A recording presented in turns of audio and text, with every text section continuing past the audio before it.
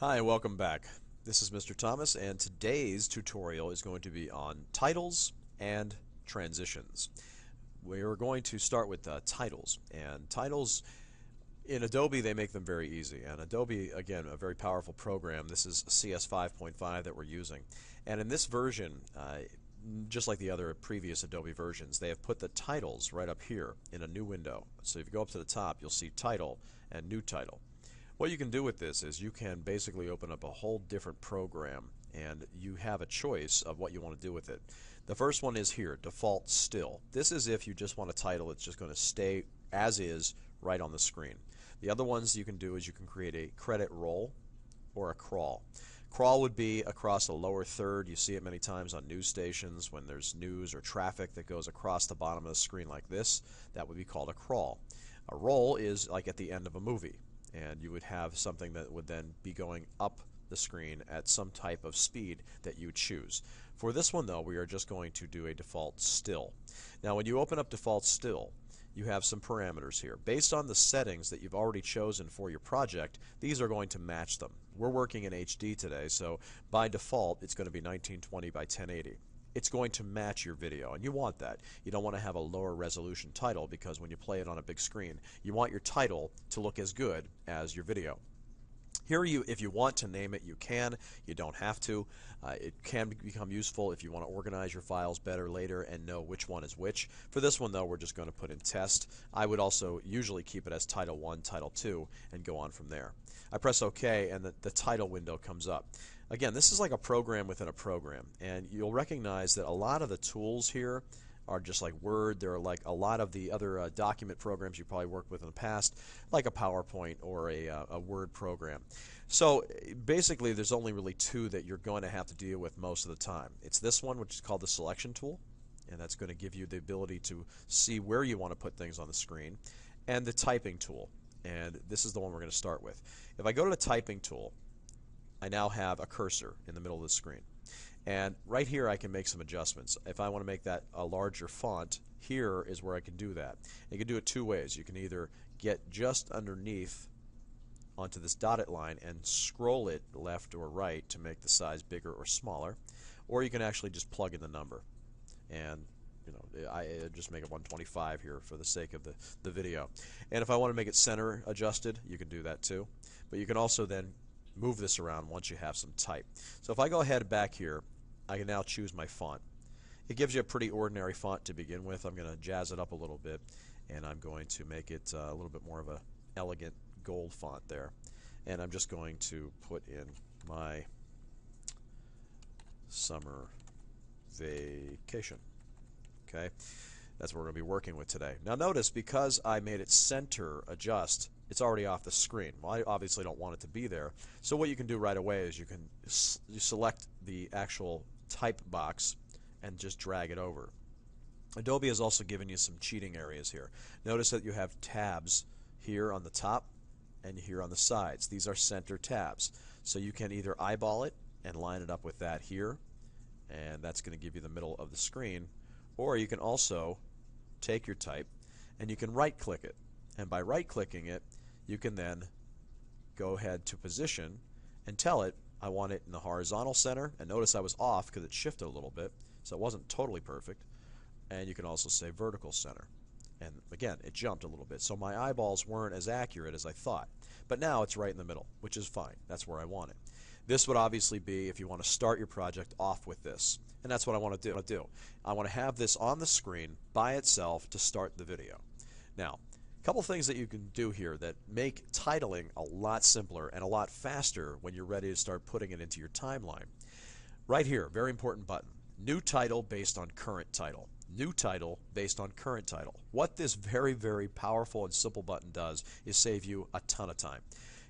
If you didn't press this button, you would have to go ahead up here and close this, which by the way automatically saves your title. A lot of students from time to time will say, well, how do I save it?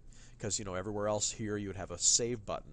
All you do is just close this out, it automatically saves it for you. So that's a really nice feature. But back to this.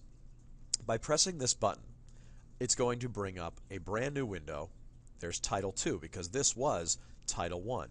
So if I put in now Test 2, I'm going to press enter.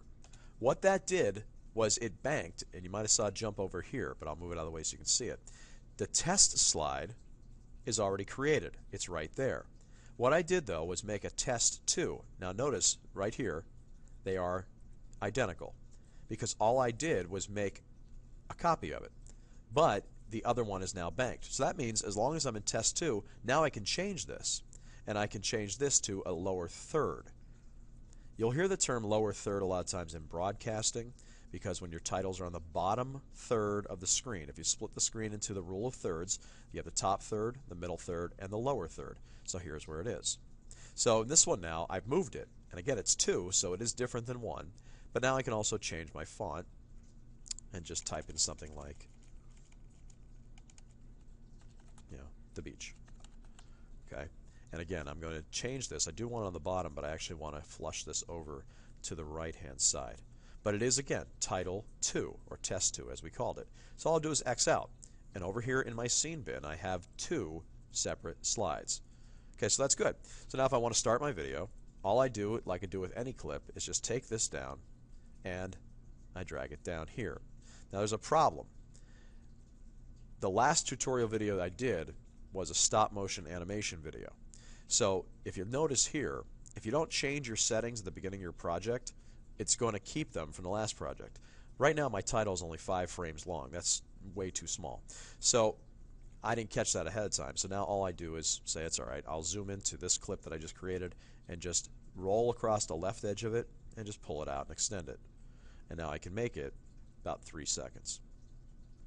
So if I look at it now, and I move it over, I'm just zooming into it, give myself a little lead room. You always want to give yourself a second or two in the beginning of your project so you can fade up from black. It gives a nice professional look when you do that. And then I look at this and it's going to be on there.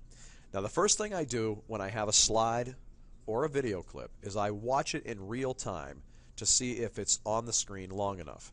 The rule traditionally in videography is to keep something on the screen at least 3 seconds so that your eye and your brain has a chance to actually watch it. But sometimes you want it up shorter, obviously, but other times you're going to want it up longer. The only way to really know that, it's a gut feeling. In editing, it's all about the gut feel. So literally, I'm going to watch it in real time and see if it's long enough or short enough. My summer vacation. Okay, right about there is about how long it needs to be, so I'll just trim this down. The other rule that you want to get to, and this is from broadcast journalism, is when you're in the news, you learn this, is you always get things on the screen with titles at the pace that your grandmother or grandfather would read it. That's when you know it's up long enough, and it's the grandmother rule. Because you always make videos for your audience, and if the audience is watching it, make sure that it's up long enough so that they can read it. A lot of students put up titles that are way too short. And just because they read fast doesn't mean that your audience reads as fast as you do. So again, put it up, watch it in real time. My summer vacation. And a little extra, and there it is. But I'm also leaving myself a little room for now the transition part of the video. Over here on the bottom left, you have a ton of audio effects and audio transitions and video effects and video transitions. So I go to video transitions. Video transitions don't care whether it's a title slide like this or a piece of video, and I'll show you that momentarily. One of the easiest and most professional to use is the simple dissolve.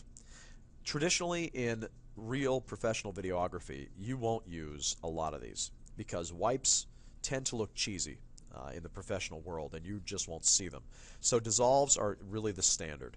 Now Adobe gives you 2 really nice ones that I use quite often. In fact, you'll see here with the red, the film dissolve is my default that I've set, and I use it on a lot of projects. So if you go ahead and just put the film dissolve there, you can already see that a nice blending up from black, and it's going to now go to the video. My summer vacation. So my rule of thumb is always say elephant, see elephant, which means if you say my summer vacation, well then you better be showing me something that looks like summer vacation, and here it is. Now I recorded this at the beach obviously, and it was a very windy day. You can hear all that noise. Well, I don't want any of that. I just want this nice shot. I don't want any of that sound. So don't forget, here in Adobe you have the choice. If I drag the whole thing down by clicking this, it's going to bring down audio and video. And here I just want video, so I'm just going to drag the video only.